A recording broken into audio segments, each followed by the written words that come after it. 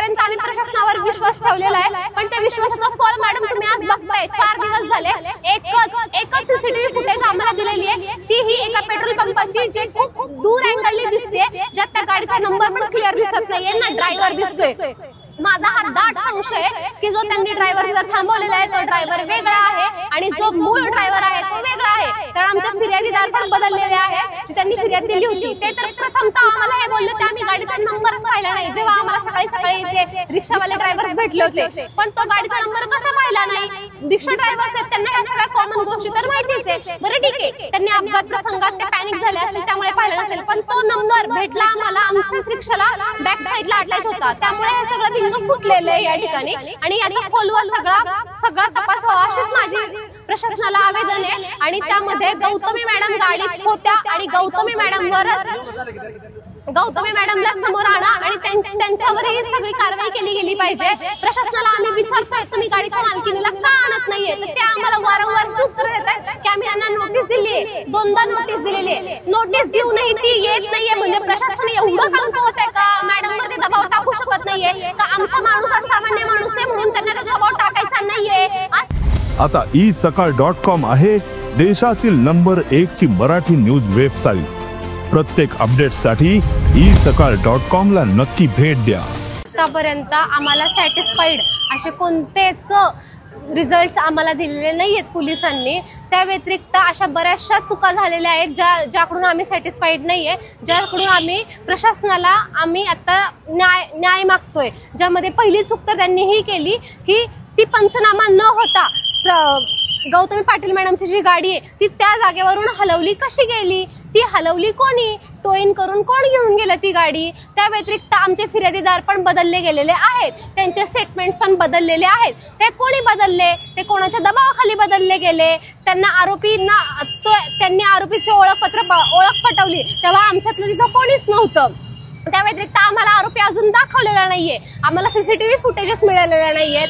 आम्ही गौतमी पाटील मॅडमच्या सगळ्या कॉल नंबरचा सीडीआर मागवला होता, जो मूळ आरोपी आहे त्याचा सीडीआर मागवले होते, त्याचे लोकेशन्स, गाडी भोरमधून जेव्हापासून निघाली ते एंड पर्यंत अपघात होण्याच्या ठिकाणापर्यंतच्या सगळ्या लोकेशन्स, सगळ्या सीसीटीव्ही फुटेजेस ज्यामध्ये गौतमी मॅडम आणि तो जो आरोपी त्यांनी जमा केलाय तो एकदम क्लिअर दिसेल या सगळ्याचे आम्ही निवेदन केलं होतं PI सरांना, पण त्यांनी कोणत्याही प्रकारचे सॅटिस्फॅक्टरी रिझल्ट। आज 4 दिवस झाले माझा पेशंट व्हेंटिलेटरवर आहे ICU मध्ये, तरी आम्हाला ह्या सगळ्या गोष्टींची दाहकता त्यांनी न ठेवता आम्हाला अजून अंधारात ठेवलेलं आहे किंवा आम्हाला त्यांनी गुंतवायचा प्रयत्न केलेला आहे। आपल्या प्रशासनावर कोणाचा दबाव आहे का? गौतमी मॅडममुळे ह्या सगळ्या त्या सेलिब्रिटी असल्यामुळे हा सगळा प्रकार दाबला जातोय? सामान्य माणूस असतानाही, म्हणजे सामान्य माणूस आहे म्हणून आम्ही तुम्ही जे सांगताय त्यावर विश्वास ठेवू शकतो का? माहितीच्या अधिकारानुसार आम्हाला सगळ्या गोष्टींमध्ये पारदर्शकता हवी आहे आणि त्यासाठीच मी मागणी करते प्रशासनाला। आजपर्यंत आम्ही प्रशासनावर विश्वास ठेवलेला आहे, पण त्या विश्वासाचं फळ मॅडम तुम्ही आज बघताय। 4 दिवस झाले एकच सीसीटीव्ही फुटेज आम्हाला दिलेली आहे, ती ही एका पेट्रोल पंपाची जे खूप दूर अँगलनी दिसते, ज्यात त्या गाडीचा नंबर पण क्लिअर दिसत नाहीये ना ड्रायव्हर दिसतोय। माझा हा दाट संशय आहे की जो त्यांनी ड्रायव्हर तिथं थांबवलेला आहे तो ड्रायव्हर वेगळा आहे आणि जो मूळ ड्रायव्हर आहे तो वेगळा आहे, कारण आमचे फिर्यादीदार पण बदललेले आहेत। जी त्यांनी फिर्याद दिली होती ते तर प्रथमतः आम्हाला हे बोलले की आम्ही गाडीचा नंबरच पाहिला नाही, जेव्हा आम्हाला सकाळी ते रिक्षावाले ड्रायव्हर्स भेटले होते, पण तो गाडीचा नंबर कसा पाहिला नाही? रिक्षा ड्रायव्हर्स आहेत त्यांना ह्या सगळ्या कॉमन गोष्टी तर माहितीच आहे। बरं ठीक आहे, त्यांनी अपघात प्रसंगात ते पॅनिक झाले असेल त्यामुळे पाहिलं नसेल, पण तो नंबर भेटला आम्हाला आमच्याच रिक्षाला बॅक साईडला अटॅच होता, त्यामुळे हे सगळं बिंग फुटलेलं आहे या ठिकाणी आणि याचा खोलवर सगळा तपास व्हावा अशीच माझी प्रशासनाला आवेदन आहे। आणि त्यामध्ये गौतमी मॅडम गाडीत होत्या आणि गौतमी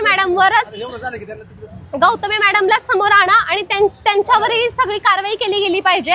प्रशासनाला आम्ही विचारतोय तुम्ही गाडीच्या मालकीनीला का आणत नाहीये, तर ते आम्हाला वारंवार उत्तर देतात की आम्ही त्यांना नोटीस दिली आहे, 2दा नोटीस दिलेली आहे, नोटीस देऊनही ती येत नाहीये। म्हणजे प्रशासन एवढं कमकुवत आहे का? मॅडमवर ते दबाव टाकू शकत नाहीये का? आमचा माणूस हा सामान्य माणूस आहे म्हणून त्यांना तो दबाव टाकायचा नाहीये। आज त्या मॅडमचे शो होत आहेत कंटिन्यूली, म्हणजे आमचा माणूस जो आज मरणाशी झुंज देतोय त्याच्या जीवाची काहीच व्हॅल्यू नाहीये का प्रशासनावर दुसरा कुठला राजकीय दबाव आहे का दुसरा कोणता व्यक्तिगत दबाव आहे ते प्रशासनाने सांगावं किंवा आम्ही तुम्हाला न्याय द्यायला आम्ही पात्र नाही आहोत असं सांगावं. कारण गौतमी पाटील मॅडमची जी काही पब्लिक फिगर आहे त्यांनी जे काय व्यक्तिमत्व आहे त्यांचं समाजात त्या खातीर आम्हाला वाटलं होतं त्यांनी सहानुभूती दाखवण्यासाठी ते आमच्यापर्यंत येतील पण त्यांनी अशा कोणत्याही प्रकारची प्रतिक्रिया दिलेली नाहीये आम्हाला. याचा अर्थ काय तर पाटील मॅडम घाबरले आहेत का त्या कोणाला बॅकअप करतायत का ह्या मागे खरा सूत्रधार दुसराच कोणीतरी आहे.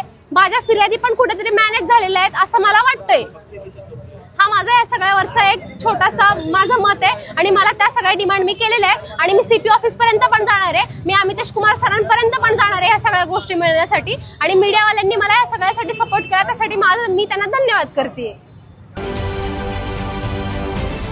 महाराष्ट्रातील सर्व बातम्यांचे विश्वासार्ह व्यासपीठ सकाळच्या सर्व सोशल मीडिया प्लॅटफॉर्मला लाईक, फॉलो आणि सबस्क्राईब करा. तसंच सर्व नोटिफिकेशनसाठी बेल आयकॉन प्रेस करायला विसरू नका.